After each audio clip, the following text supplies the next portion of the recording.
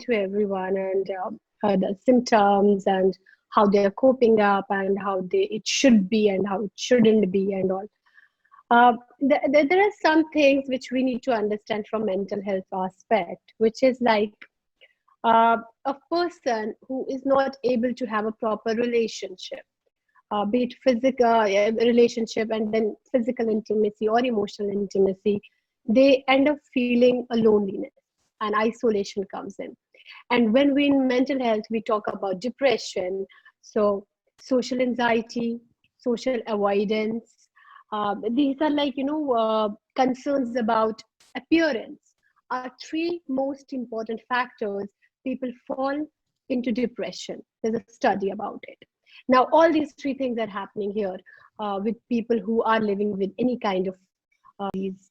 So it is happening there. So it's very, very easy for them to get into depression if they are not taking care of them in particular ways, where normal people who have other health issues, which can be diabetes, blood pressure, in fact, cancer, because that is accepted socially by people. Okay, you're diagnosed with cancer, you become a cancer warrior. You are not asked other things. But where if you tell them, oh, I have, AS or I have lupus, oh, you have to live with the rest of the life. You cannot have a normal life. There are these stigmas.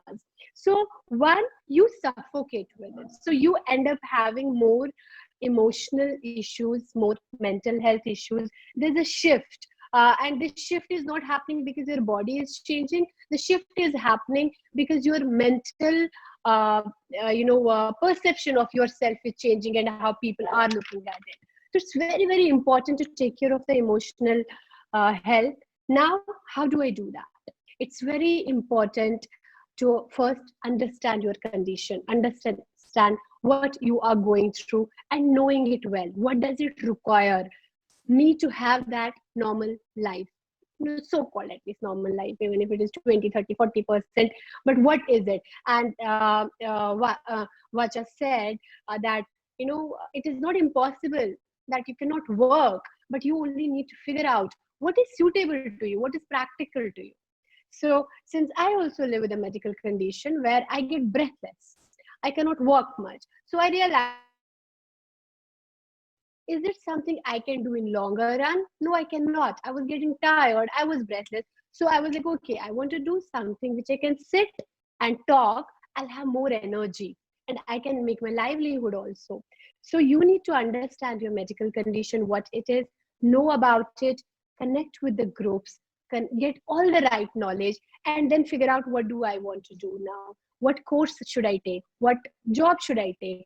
Part-time, business, anything, and what is my capability? And yeah, you are not like others. That acceptance has to come. Now, saying that, pushing yourself, I was working with a person who had ankylosing spondylitis and a good looking guy in his late 20s with a good business.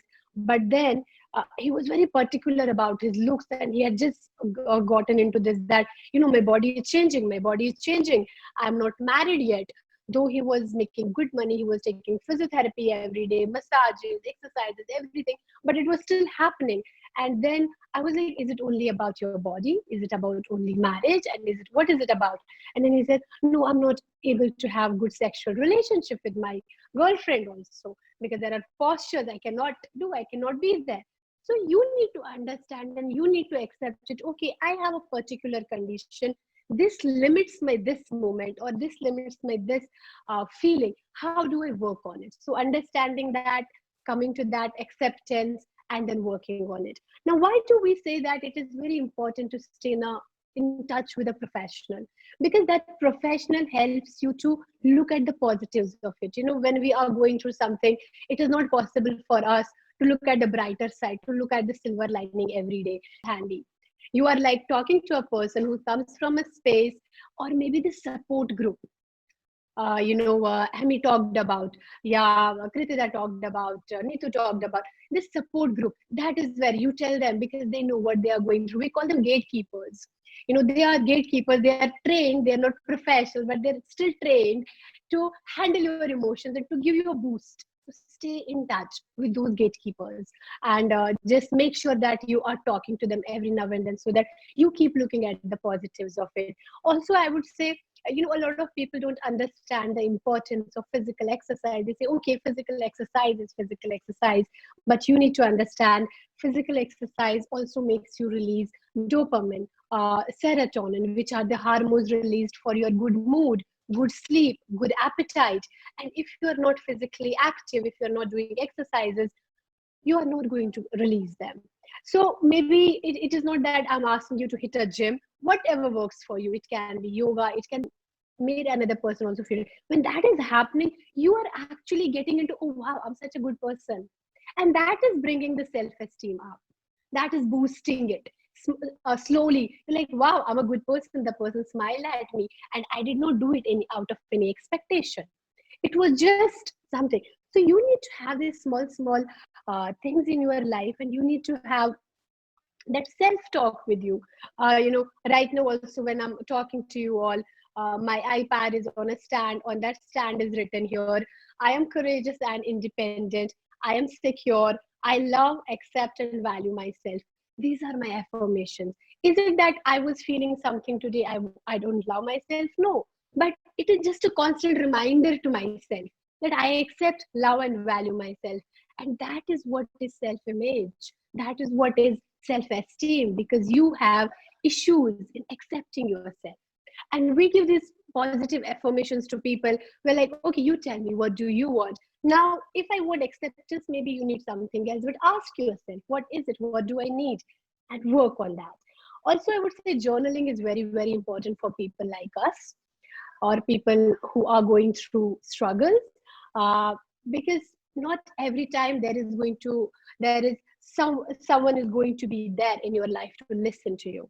It is not that you met with an accident, you are going through a phase for 6 months, you crib about it, curse about it, cry about. No, it is a lifelong thing. So you don't have to expect others to understand it all the time. They also have their things on plate.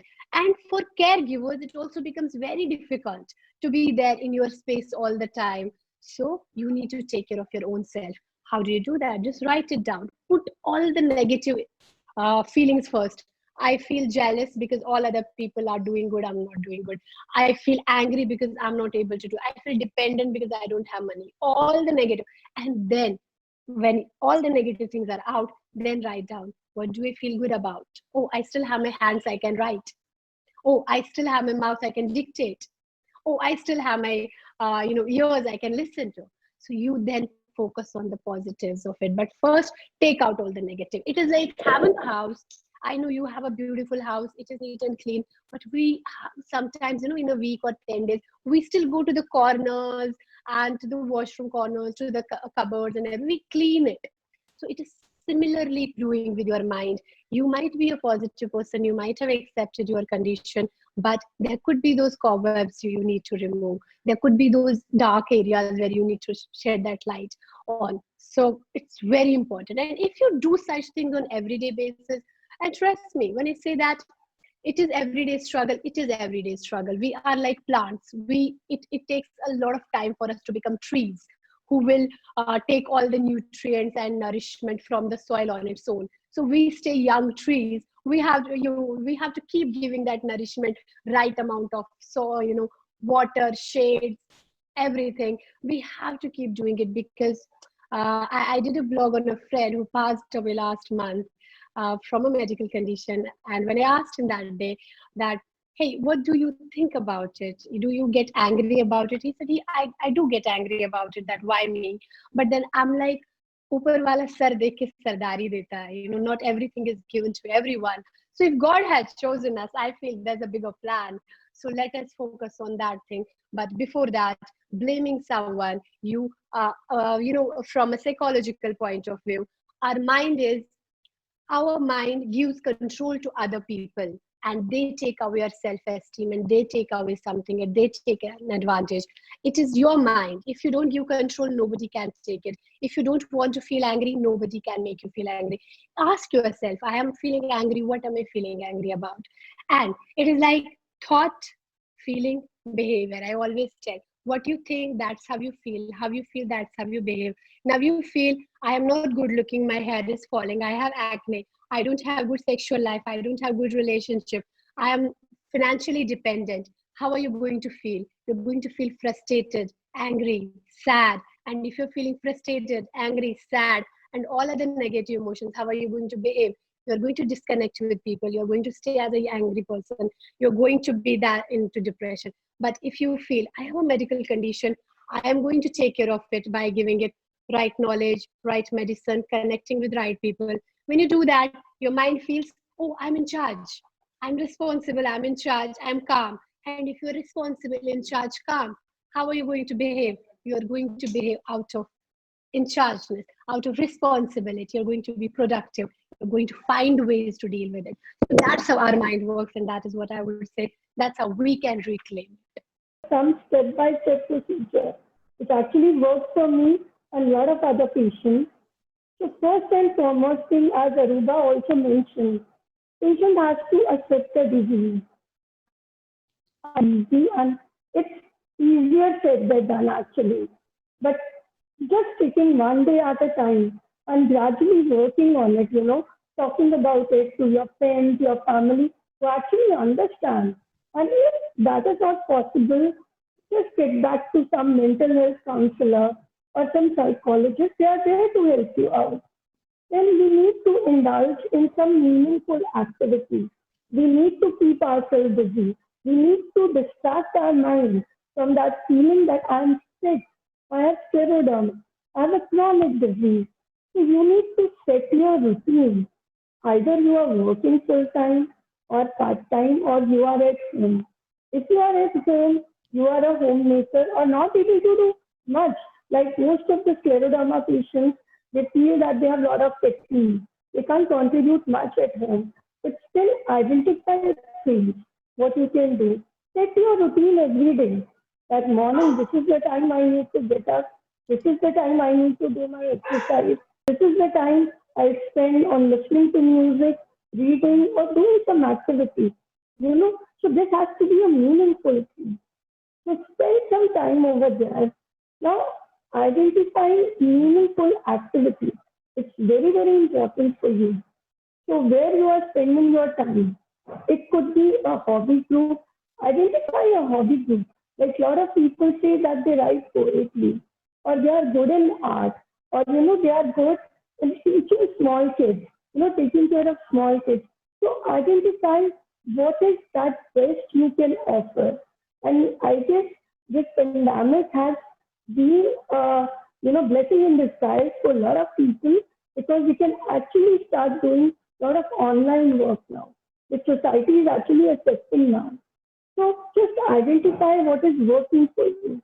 If nothing is working out for you, then maybe you can start volunteering with different NGOs. There are a lot of NGOs who need talented people. So even you will feel good about it, that your time and your talent is actually getting used. Last and foremost thing is, you need to develop a close circle for yourself. When I am saying close circle, it could be your friends, it could be your family, it could be your neighbors, it could be your colleagues, anything.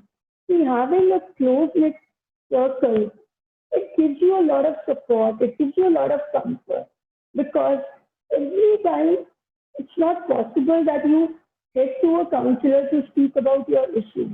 Your this close circle will give you a lot of comfort when you need to speak. They'll give you confidence because they understand the issues, what you are going through.